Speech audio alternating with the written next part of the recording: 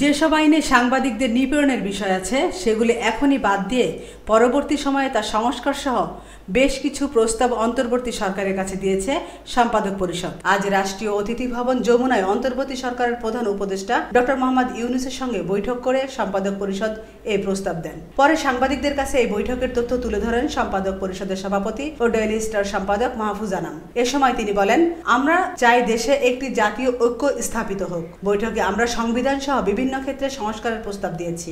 সাংবাদিকদের বিরুদ্ধে যত্রতত্র খুনের মামলা হচ্ছে, সেটা যেন বন্ধ করা হয়। এ ব্যাপারে সরকার যেন সুস্পষ্ট একটি ব্যবস্থা নেন। সাংবাদিকদের যদি কোনো রকম দোষ থাকে, তারা যদি দুর্নীতিতে জড়িয়ে থাকে, তাদের বিরুদ্ধে আলাদা মামলা হবে, কিন্তু এভাবে যেন না হয়। বৈঠকে সম্পাদকদের মধ্যে উপস্থিত ছিলেন দৈনিক প্রথম আলোর সম্পাদক মতিউর রহমান, নিউ এজের সম্পাদক নুরুল কবির, যুগান্তরের সম্পাদক সাইফুল আলম, বণিক বার্তার সম্পাদক দেওয়ান হানিফ মাহমুদ সহ আরও অনেকে। আমিনা ইসলাম, নিউজ ডেস্ক, আজকের সংবাদ।